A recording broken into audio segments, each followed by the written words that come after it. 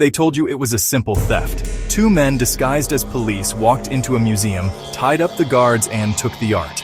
The largest property heist in history, $500 million vanished.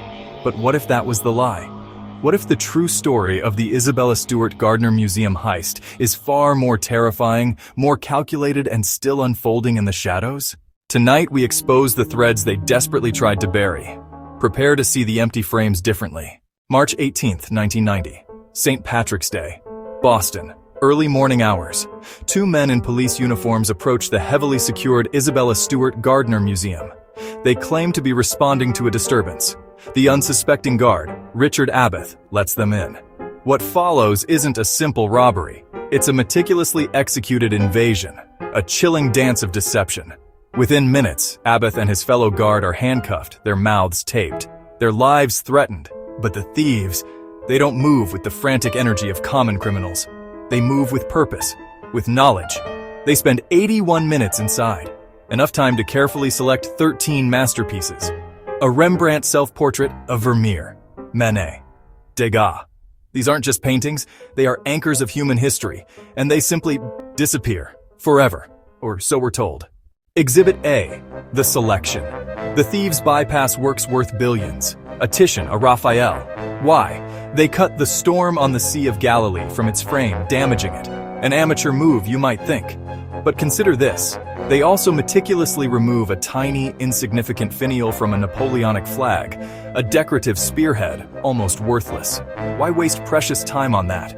Was it a trophy or a coded message to an unseen buyer? Exhibit B, the false leads. Decades pass. The FBI launches an unprecedented investigation. Leads emerge from the Boston underworld, the Irish mob, the Italian mafia. Suspects like Miles Connor, a notorious art thief, are interrogated. Career criminals, all of them. Yet every lead turns cold. Every suspect denies knowledge. It's a wall of silence, impenetrable, almost perfect. Too perfect? The official narrative wants you to believe this was a mob hit, a quick score for cash. But the art was never fenced on the black market. No criminal syndicate has ever dared to move pieces this iconic. The true value isn't just monetary, it's historical. And here's where the story shatters. What if the art was never the target?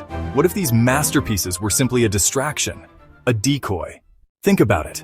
The finial, the untouched, more valuable works. The precise, almost theatrical nature of the heist. If you wanted to hide something, truly hide it, you would orchestrate the grandest diversion possible. A $500 million smokescreen. The world's attention fixed on the missing art, while something else was extracted, or perhaps inserted. In the 1980s, the Gardner Museum was a known hub for secret meetings, unofficial negotiations. Its eccentric founder, Isabella Stewart Gardner, was herself a patron of the covert, a collector of not just art, but influence. What if the canvases themselves, or their frames, or even the walls behind them held something far more valuable than paint? Data, microfilms, encrypted messages? Or perhaps an artifact so volatile, its removal had to be concealed by the largest art heist in history. The empty frames in the Gardner Museum are not just symbols of loss. They are gaping holes in a carefully constructed reality. The thieves were not after the art for its beauty or its market value. They were after what the heist itself could accomplish. Distraction. A misdirection so grand it has commanded international attention for over 30 years. What if the theft was an inside job? Yes, but not by a greedy guard or mobsters. What if it was sanctioned? A black operation by a shadowy intelligence agency to retrieve or plant sensitive information. The FBI released sketches of the two officers. Look closely. Their uniforms are too perfect. Their movements too coordinated. They were professionals, not common thugs. What if the true masters of this heist wore no masks, no disguises, because they were already part of the system? What if the true masters of this heist wore no masks, no disguises, because they were already part of the system? The files on the Gardner heist are still open, but the official story is a dead end. The paintings may never return.